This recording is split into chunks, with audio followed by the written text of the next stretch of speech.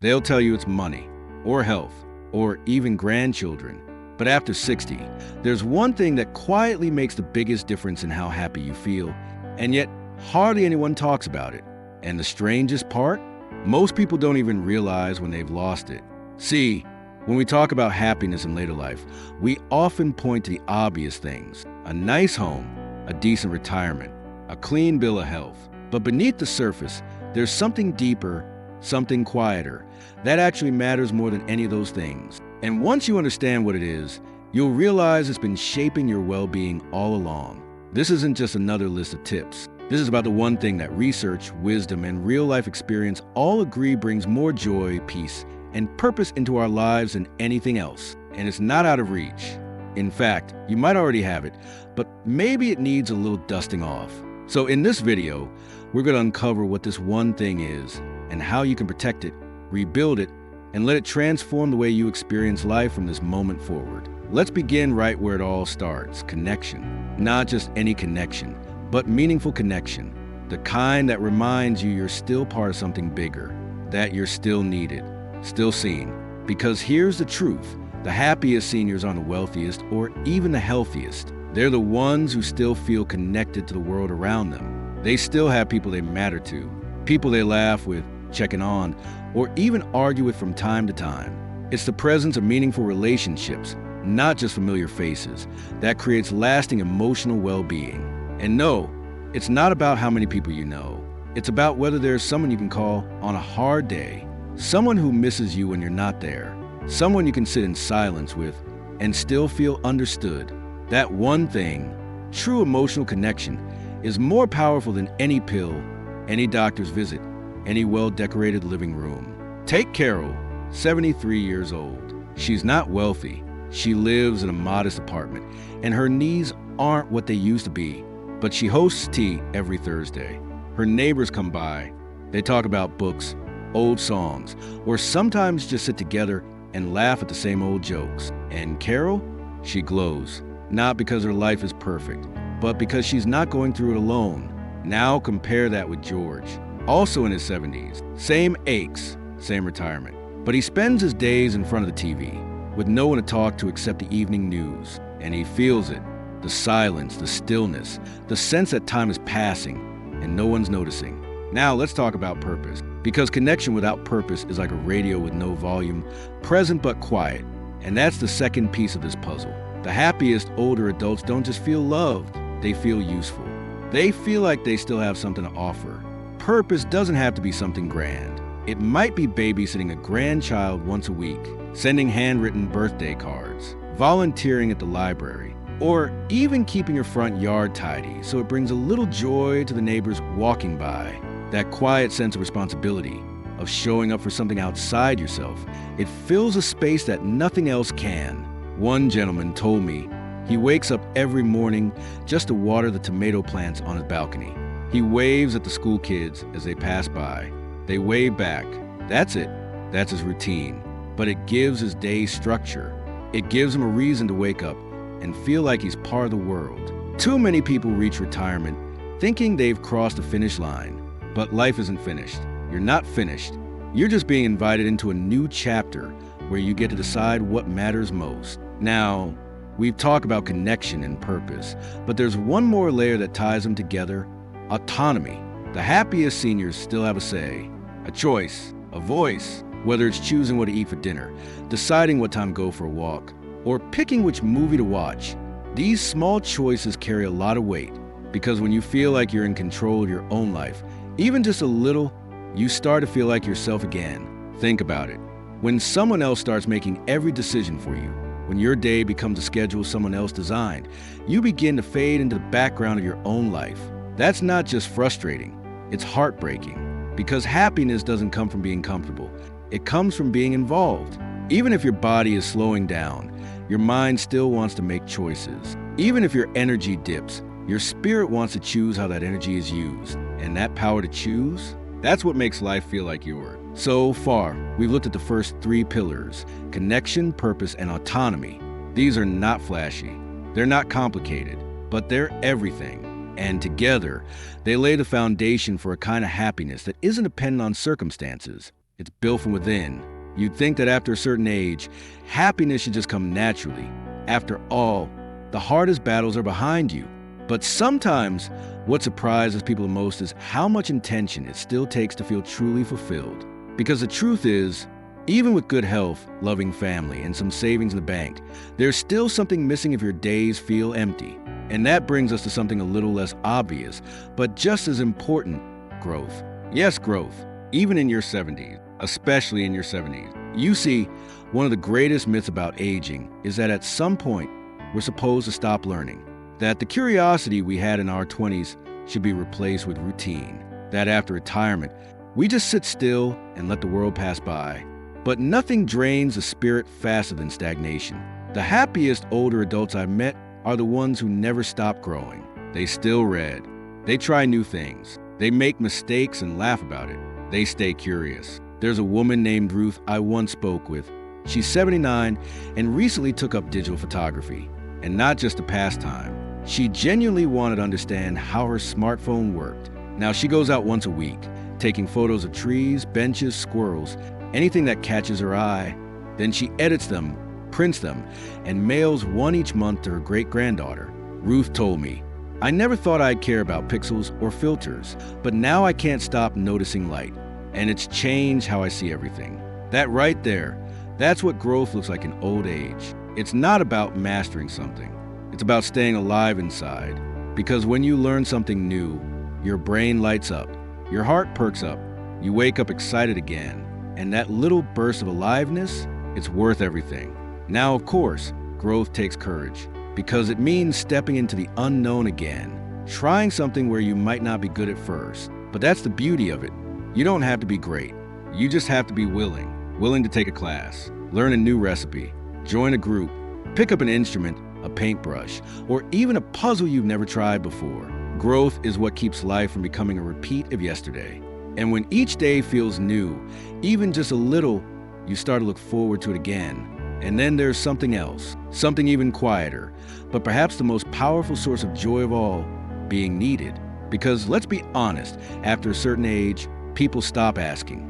They assume you want to rest, that you've done your part. And while it's true, you've earned some peace, there's still a part of you that wants to contribute, to matter. Being needed isn't about being busy. It's about being seen as someone who still brings value. Maybe it's mentoring someone younger. Maybe it's offering advice, baking bread for the church, or simply being the one who listens when others need to talk.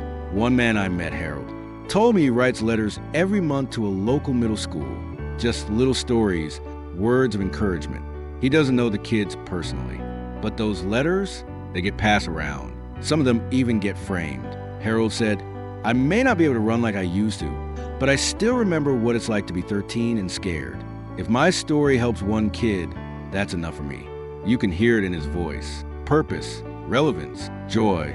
Being needed gives life a rhythm.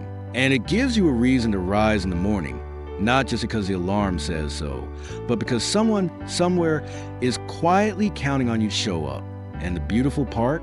It doesn't matter how big the role is, whether you're helping one person or 10, whether you're leading a group or just calling a neighbor who lives alone. What matters is that you still count, that your presence still has meaning, that you're still in the story. And when all these pieces come together, connection, purpose, autonomy, growth, and being needed, they don't just add up to happiness. They create something far more powerful, a life that still feels worth living. Because happiness after 60 isn't about chasing thrills or big achievements. It's about waking up and knowing your life still matters, that even if your steps are slower, your days still carry weight, that your voice, your story, your presence still holds value. You know, somewhere along the way, we were taught that happiness in old age is supposed to look like a quiet, peaceful retirement. Feet up, TV on, the occasional family visit. And while rest is important, no doubt about that, it's not what fills you up, because peace without passion feels empty. And that brings us to something we almost never talk about, especially past a certain age: joy. Spontaneous, honest, belly-deep joy. I'm not talking about contentment, not the polite smile you put on for visitors. I'm talking about the kind of joy that bubbles up out of nowhere, that catches you off guard, that makes you feel like yourself again, maybe even like a kid again just for a moment. The strange truth is, the older we get, the less we allow ourselves to feel that kind of joy. We tell ourselves we're too old, too tired, that it's for the young now. But why? Who said laughter has an expiration date? Or that wonder fades after 70? You want to know what makes seniors happier than anything else? It's not a magic formula. It's remembering that joy is still allowed. You're still allowed to laugh until your stomach hurts, to dance in the kitchen, to cry at a movie you've seen 10 times, to wake up one morning and decide to take the long way home, just because the happiest older adults aren't the ones with perfect lives. They're the ones who still let themselves feel alive. They take chances. They forgive faster. They find the good, even in a world that often feels like it's changing too fast. I met a woman named Maria, 82 years old. Her eyesight isn't great, and she walks with a cane. But once a week, she puts on a bright red scarf, rolls down the windows of her son's old car, and drives 5 minutes down the road to a small park. She sits there with a little picnic she packs herself, peanut butter crackers, some juice, and her favorite old songs playing on a speaker. And she told me something I'll never forget. She said, "I may not have many places left to go, but this park, it feels like freedom. And when that sun hits my face, it feels like I'm 20 again." She smiled, leaned back, and said, "That's enough joy for me." Now, think about that. No fancy vacation, no big crowds, just the simple beauty of feeling alive, of letting joy in. And I want to say this directly to you. You deserve that too. You deserve to feel free, to laugh, to be surprised, to find small wonders in ordinary days. But here's the part that most people miss. You have to let yourself feel it. You have to say yes to the invitation, because joy doesn't demand much, but it does require your permission. It's like this little bird that lands on your windowsill, quietly waiting. And all you have to do is open the window, notice it, smile, and say, "Yes, I'll take a little of that today." And as strange as it sounds, let yourself experience joy, especially in small ways, is actually one of the strongest signs of emotional resilience in old age. People who laugh more tend to live longer. People who smile more tend to heal faster. And those who still look for light, even on heavy days, tend to find it. And you know what else? That kind of joy, it's contagious. Your family sees it. Your neighbors feel it. Your grandchildren remember it. Not the things you bought them or the advice you gave, but the way you smiled, the way you lit up when you talked about your garden, or how you laughed at your own silly mistakes. Because joy is how we leave something behind that's even more powerful than advice. It's an example, a permission slip, a quiet message that says you can grow old without growing cold. Now, all of this circles back to that one thing, that one thread running through every truly happy older adult I've met. They still belong to life. They don't sit on the sidelines. They don't watch the world from behind the glass. They show up for the walk, for the chat, for the dance, for the rainstorm, even for the heartbreak. Because being alive isn't about everything going well. It's about being in it, fully, honestly, and unapologetically. And when you let yourself belong to life again, not just exist in it, you start to remember that you're not done, not by a long shot. You may move slower. You may carry more memories than most, but your light, it still shines. And maybe the most beautiful part of it all is that happiness doesn't ask you to change who you are. It doesn't need you to be younger, or wealthier, or perfect. It just asks that you show up as you are, fully present, with a little curiosity, a little courage, and a willingness to still say yes to life. Because real happiness, the kind that settles into your bones and stays there, doesn't come from big events or perfect circumstances. It comes from tiny, ordinary moments that feel honest. It comes from a quiet morning with your favorite cup of coffee, from waving at the same dog walker who passes by your porch every day, from sharing a memory with someone who actually listens. It comes from asking yourself, not what did I used to be able to do, but what can I still enjoy today? And when you stop measuring your life by what's behind you and start honoring what's still possible in front of you, everything starts to shift. You stop focusing on what you've lost and start noticing what you still carry. Your wisdom, your voice, your kindness, your humor, your story. Because the truth is, no matter how old you are, you still have something sacred to offer, your presence, your outlook, your attention. And when you give those things freely to a neighbor, a child, a stranger, you don't just feel useful again. You feel whole again. We think happiness is something we have to chase, but really, it's something we uncover.